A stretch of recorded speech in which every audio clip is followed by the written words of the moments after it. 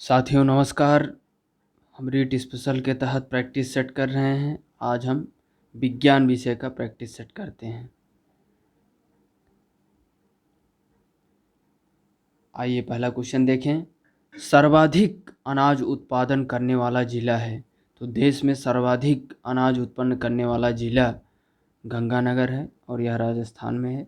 अगले क्वेश्चन की बात करें तो निम्न कथनों पर विचार कीजिए कि एक तीक्ष्ण वृत्ताकार पथ पर तीव्र गति से जाता हुआ 4 पहियों वाला वाहन, तो उसमें क्या होगा कि बाहरी पहियों पर उल्टेगा, यानी वृत्ताकार पथ में सोचना है। अंदर के पहियों पर उल्टेगा, बाहर की तरफ फिसलेगा, अंदर की तरफ फिसलेगा। यानी अंदर के पहियों पर उल्टेगा क्योंकि वृत्ताकार घूम रहा है, और बाहर की तरफ फिसलेगा क्योंकि बाहर की तरफ से उसका फिसलन होगा तो अंदर की तरफ उल्टेगा। तो कौन सा विकल्प सही हो जाएगा? 2 और 3। अगले क्वेश्चन की बात करें। शीशे की छड़ जब भाप में रखी जाती है तो इसकी लंबाई बढ़ जाती है, परंतु इसकी चौड़ाई क्या होती है? जब शीशे की छड़ जब भाप में रखी जाएगी तो इसकी लंबाई बढ़ जाती है, परंतु इसकी चौड़ाई भी ऑटोमेटिक बढ़ती है। अगले क्वेश्चन की बात करें। धातु गोलक और धातु वलय चित्र है ये, और ये गोलक है, ये वलय है। पत्ती से बने धातु वलय के छिद्र में धातु गोलक भर सकता है। यदि गोलक को गर्म करें तो वह अटक जाता है, परंतु यदि धातु वलय को गर्म करें तो क्या होगा? जब गोलक को गर्म करते हैं तो वलय में चला जाता है। यदि जो है वलय को गर्म किया जाए तो गोलक निकल सकेगा, क्योंकि तापन से प्रसार बढ़ता है तापमान अधिक करने के कारण। तो ये विकल्प ए हमारा क्या हो जाएगा? चूँकि उसका तापन करने पर व्यास बढ़ जाएगा तो जो गोलक उसमें भरा गया है वो अपने आप निकल जाएगा। तो ये विकल्प सही हो जाएगा। अगले क्वेश्चन की बात करें तो प्रकाश सजावट तथा विज्ञापन के लिए विसर्जन नलिकाओं में प्रयुक्त होने वाली गैस है। तो प्रकाश सजावट तथा विज्ञापन के लिए विसर्जन नलिकाओं में प्रयुक्त होने वाली गैस नियान गैस है। अगले क्वेश्चन की बात करें तो निम्न में से किस पदार्थ में ध्वनि का वेग महत्तम होगा? तो किस में ये जो है सबसे ज़्यादा होगा? ग्रेनाइट में, क्योंकि ग्रेनाइट ठोस है। उसके बाद लोहे में, उसके बाद तांबे में, उसके बाद वायु में। क्योंकि जितना ही सॉलिड चीज़ें रहेंगी उसमें ध्वनि की अधिकता ज़्यादा होती है इन कंपेरिजन टू एयर। तो अगले क्वेश्चन की बात करें तो हवा से नमी को अवशोषित करने वाला पदार्थ का गुण। तो हवा से नमी को अवशोषित करने वाले पदार्थ का गुण हो जाएगा डेलीक्वेंसेंस। अगले क्वेश्चन की बात करें तो निम्न कथनों पर विचार करना है। तुल्यकारी उपग्रह लगभग 10,000 किलोमीटर की ऊंचाई पर स्थापित किया गया है। तो ये क्या हो जाएगा? ये सही है हमारा, क्योंकि 10,000 किलोमीटर की ऊंचाई पर स्थापित किया जाता है। दूसरा है कि संगीत के एफएम संचरण के उत्तम प्रकार का होने का कारण है कि वायुमंडलीय अथवा कृत्रिम शोर जो सामान्यतः आकृति परिवर्तन के रूप में होता है इसके लिए अधिक हानिकारक नहीं होता है। तो किसके लिए? तो इसमें बताना है कि उपरोक्त कथन में से कौन सा नहीं है। तो इसमें जो है विकल्प 2 नहीं हो जाएगा, क्योंकि हानिकारक होता है। तो ये जो है विकल्प 2 नहीं है पूछा, इसलिए सही है। अगले क्वेश्चन की बात करें। निम्नलिखित तत्व समूहों में से कौन सा एक पृथ्वी पर जीवन की उत्पत्ति के लिए मूलतः उत्तरदायी था? तो कौन सा एक पृथ्वी पर जीवन की उत्पत्ति के लिए मूलतः उत्तरदायी था? तो इसमें जो है कार्बन हो जाएगा, हाइड्रोजन और नाइट्रोजन। अगले क्वेश्चन की बात करें तो निम्न का कारण विषाणु है। तो कौन सा रोग विषाणु के कारण है? तो रेबीज, जो कुत्ते के काटने पर होता है, तो ये विषाणु से होता है। अगले क्वेश्चन की बात करें तो मशरूम कुकुरमुत्ता किसका उदाहरण है? तो यह कवक का उदाहरण है। अगले क्वेश्चन की बात करें कितनी अवधि तक भ्रूण में 3 जननिक स्तरों का निर्माण हो जाता है? 4 सप्ताह तक, 5 सप्ताह तक, 8 सप्ताह तक, 10 सप्ताह तक। तो कितनी अवधि तक भ्रूण में 3 जननिक स्तरों का निर्माण हो जाता है? तो 5 सप्ताह तक ऐसा निर्माण हो जाता है। 5 सप्ताह यानी कितने दिन ये हो जाएगा 35 दिनों में। अगले क्वेश्चन की बात करें, फेफड़े और श्वास नली के संक्रमण के कारण कौन सी बीमारी होती है? तो निमोनिया। इसकी बीमारी कौन सी? निमोनिया के कारण होती है। अगले क्वेश्चन की बात करें तो कौन सी खगोलीय वस्तु नहीं है? पल्सर, भंगुर तारा, कृष्ण मास्टर, क्वासर। तो इसमें जो है कृष्ण मास्टर खगोलीय वस्तु नहीं, बाकी पल्सर, भंगुर तारा, क्वासर ये सब खगोलीय पिंड हैं। अगले क्वेश्चन की बात करें तो डायनेमो परिवर्तित करता है, तो डायनेमो परिवर्तित करता है यांत्रिक ऊर्जा को विद्युत ऊर्जा में। अगले क्वेश्चन की बात करें तो निम्न में से कौन सी उच्च प्राथमिक स्तर पर विज्ञान को सीखने सिखाने की मुख्य अपेक्षा है? तो उच्च प्राथमिक स्तर यानी 6 से 8 में विज्ञान को सीखने सिखाने की मुख्य अपेक्षा क्या है? तो प्रश्न और जांच पड़ताल कौशलों का अर्जन, साहित्यिक साक्षरता का निर्माण, विज्ञान और कला के अंतर संबंधों को समझना, प्रतियोगिता परक परीक्षाओं के लिए शैक्षणिक श्रेष्ठता अर्जित करना। तो इसमें सबसे उपयुक्त विकल्प है कि प्रश्न और जांच पड़ताल कौशलों का अर्जन करना। तो ये जो है विज्ञान को सीखने सिखाने की मुख्य अपेक्षा है कि प्रश्न और जांच पड़ताल कौशलों का अर्जन करना। अगले क्वेश्चन की बात करें, भौतिकी यानी भौतिकी के कड़े के रूप में से भौतिक के कड़े रूप से संरचित पाठों को यदि थोड़े लचीलेपन के साथ पढ़ाया जाता है तो यह उस विद्यार्थी के सीखने के लिए सबसे उपयुक्त होगा जिसकी बुद्धिलब्धि कितनी है, यानी भौतिकी के कड़े रूप से संरचित पाठों को यदि थोड़े लचीलेपन के साथ पढ़ाया जाता है तो यह उस विद्यार्थी के सीखने के लिए सबसे उपयुक्त होगा। बुद्धिलब्ध 85 है, बुद्धिलब्ध 185 है, जो अतिक्रियाशील है, जो सांस्कृतिक रूप से वंचित है। तो जिसकी बुद्धिलब्ध 85 है वह भी लचीलापन और संरचित रूप में पाठ को पढ़ाने पर जो है तो वह भी उसको सीख सकेगा। अगले क्वेश्चन की बात करें तो निम्नलिखित कथनों में से कौन सा एक अच्छे विज्ञान कक्षा की ओर संकेत करता है या करते हैं? तो शिक्षार्थी स्वयं अपने प्रयोग करते हैं और अपने अवलोकनों को दर्ज करते हैं।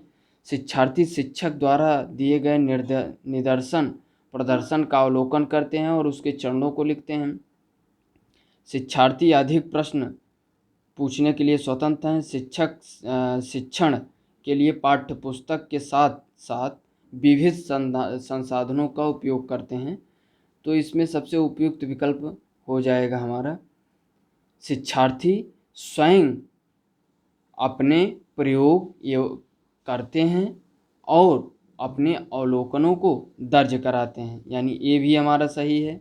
बी कथन क्या हो जाएगा?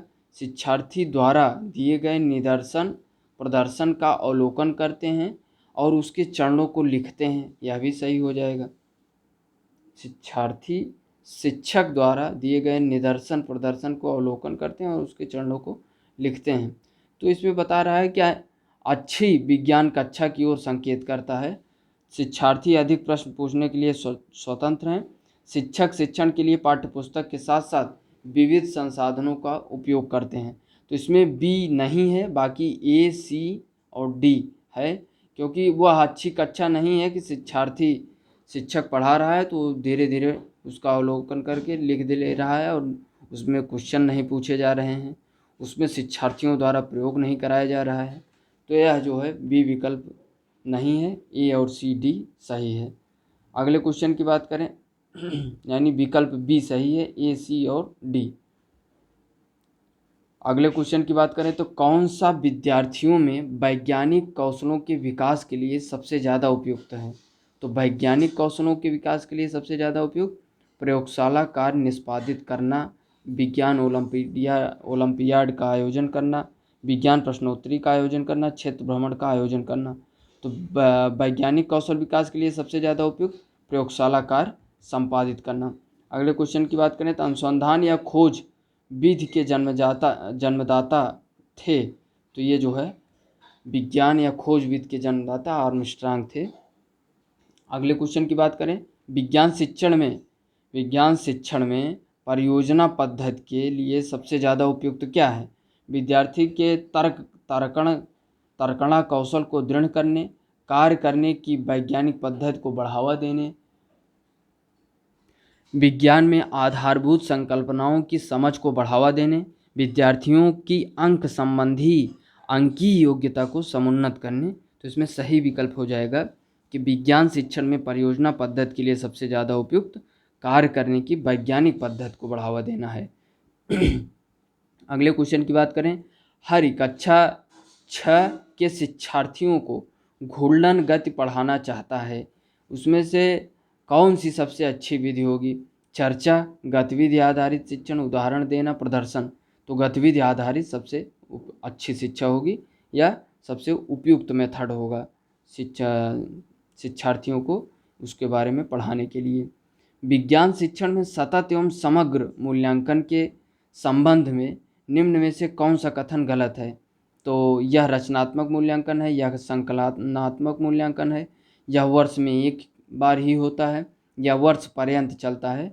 तो यह वर्ष में एक बार ही होता है। तो यह विज्ञान शिक्षण में सतत एवं समग्र मूल्यांकन के संबंध में जो है ये कथन गलत है। बाकी यह रचनात्मक है या संकलनात्मक है और यह वर्ष पर्यंत चलता है, तो ये जो है सही हो जाएगा, सतत एवं समग्र मूल्यांकन।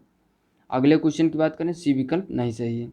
अगले क्वेश्चन की बात करें, चूंकि इसमें पूछा है कौन सा कथन गलत है, इसलिए सी सही है।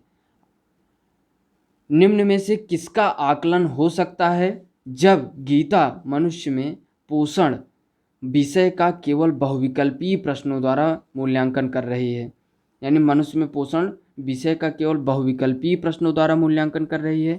भोजन संबंधी आदतों से जुड़ी गलत अवधारणाएं, शिक्षार्थियों के ज्ञान का प्रयोग करके रोल प्ले तैयार करके प्रार्थना सभा में प्रस्तुत करने की क्षमता, भोज्य अवयवों के महत्व को समझने की शिक्षार्थियों की क्षमता व उस पर एक लंबा निबंध लिखने की क्षमता, भोज्य पदार्थों को वर्गीकृत करने व पोस्टर बनाने की विश्लेषण क्षमता। तो मनुष्य में पोषण विषय को केवल बहुविकल्पीय प्रश्नों द्वारा मूल्यांकन कर रही है। तो इसका आकलन कैसे करेगी कि भोजन संबंधी आदतों से जुड़ी गलत अवधारणाएं, जैसे सही क्या है गलत क्या है, तो इस तरीके से वह बहुविकल्पीय प्रश्नों द्वारा मूल्यांकन कर सकती है। अगले क्वेश्चन की बात करें,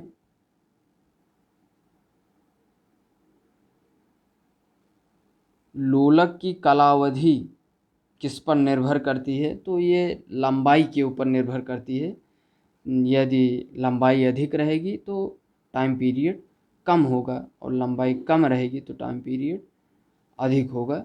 तो लंबाई के ऊपर निर्भर करती है। ज़्यादा लंबा है तो अधिक समय लगेगा और कम लंबा है तो कम समय लगेगा, यानी टाइम पीरियड को बताने में। छोटा रहेगा तो कम टाइम पीरियड में ज़्यादा बार मोशन करेगा और बड़ा रहेगा तो उतने टाइम पीरियड में कम बार वह गति करेगा, दोलन करेगा।